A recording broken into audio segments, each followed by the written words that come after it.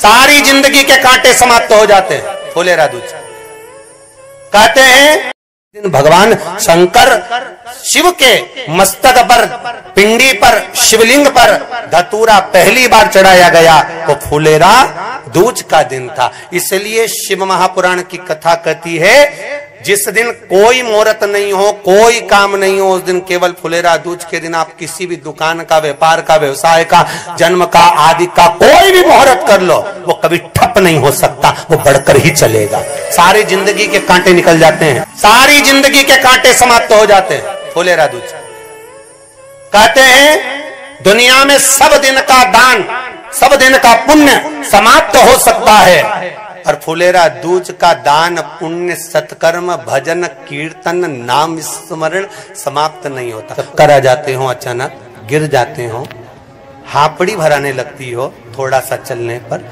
श्वास फूल जाती हो ज्यादा चढ़ने पर, उनके लिए विशेष है कि धतूरे की जड़ को, धतूरे का जो फल होता है उसकी जड़ महाराज निकाल कर, धोकर, उसको घिसकर शंकर भगवान पर उसका लेपन कर दीजिए।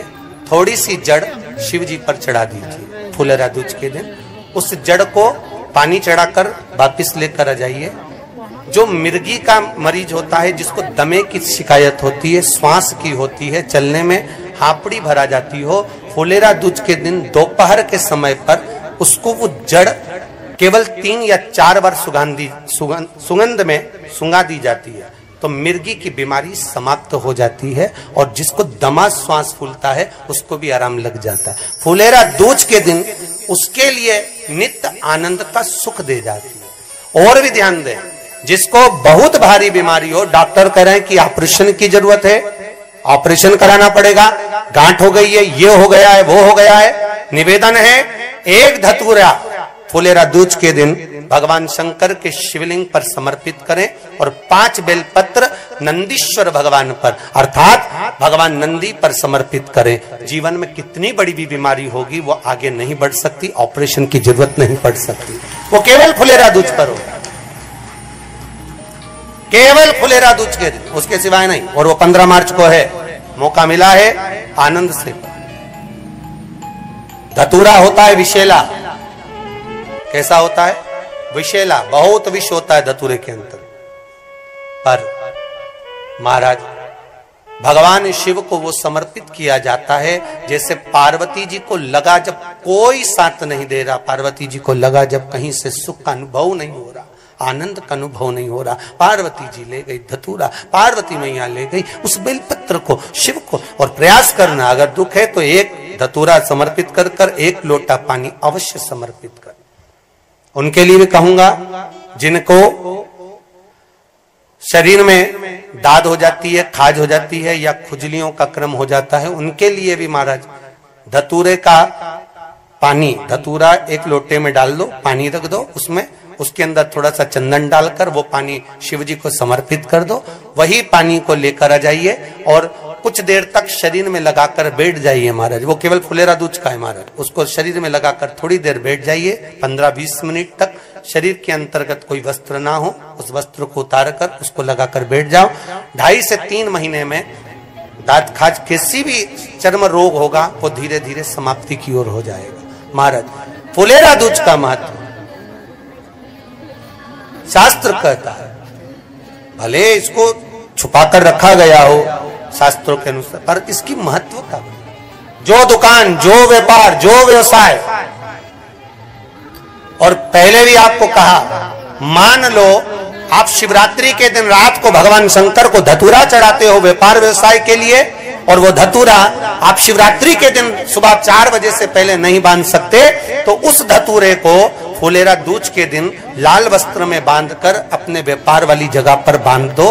जीवन में कभी व्यापार नीचे नहीं जाएगा, बढ़ता ही चला जाएगा। और उनके लिए भी निवेदन करूंगा जिनके यहाँ कर्जा बहुत है, बहुत कर्जा है, चूक ही नहीं रहा, पैसा ही नहीं रहा, व्यापार चले तो कर्जा चूके, उनके लिए भी निवेदन करूंगा। एक धतूरा बेलपत्री के पेड़ के नीचे शिवलिंग का निर्माण कर कर फुलेरा दूज के दिन उस धतूरे को अपनी कामना कर कर हल्दी में भिंगोकर उसको भगवान शंकर को समर्पित कर दीजिए अपनी कामना कर कर। उसी हल्दी की 1 बिंदी अपने साथ में रुमाल में लगाकर अपने व्यापार व्यवसाय की जगह पर लेकर जाइए।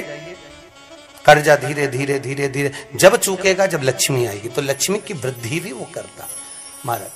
ये फुलेरा दूज के उपाय। लेकिन माँ जगतजननी जगदम्बा अम्बा स्वयं भगवान शंकर को मौन होकर देख कर विलापित होती है, नैनों से नीर बहता, शिव को हुआ क्या, शंकर को क्या हुआ, योगड़दानी को हुआ क्या।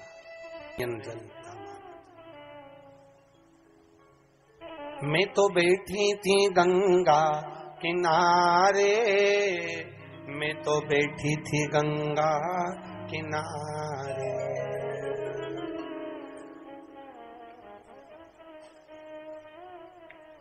ऐसा धक्का दिया ओ भोलेनाथ, दिल तुझको दिया ओ भोले। भगवान शिव ओगड़दानी, त्रिकालदर्शी, कैलाशी, अविनाशी, इस चित्तवृत्ति के मन की बात को धारण करने वाले।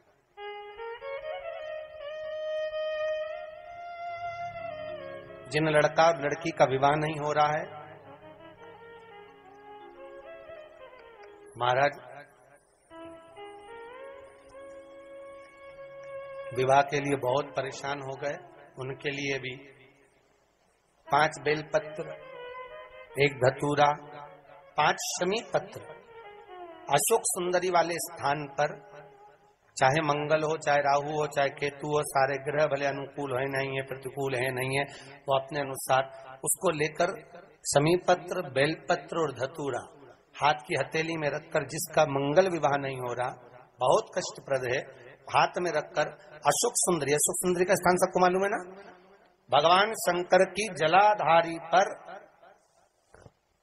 शिवलिंग, पार्वती जी का हस्त कमल, जहां से चरण जल नीचे जाता है, राइट भाग गणेश जी का स्थान, लेफ्ट भाग कार्तिकेय का स्थान, जलाशय में से, जलाधारी में से जो जल नीचे गिरता है बूंद बूंद, तो शंकर भगवान की 5 लड़कियां, जया, विषहरा, शामरीवारी, दोतली और देव, शंकर जी की 1 लड़की और अशोक सुंदरी 6 नंबर की, उसका स्थान, इन पानी जो जाता है उसके बीच में जो मोटी सी लाइन होती है, उस मोटी सी लाइन पर जो स्थान है वो अशोक सुंदरी का स्थान है। किसका स्थान है? अशोक सुंदरी। शंकर भगवान का संपूर्ण परिवार, जलाधारी माता पार्वती जी का हस्तकमल, चरण राइट में गणेश जी, लेफ्ट में कार्तिकेय जी, बीच में अशोक सुंदरी, और ऊपर से जो 1-1 बूंद पानी गिरा रहा है वो है शंकर भगवान की 5 लड़कियां, जया, विषहरा, सामरीवारी, दोतली और देव, शिव की 5।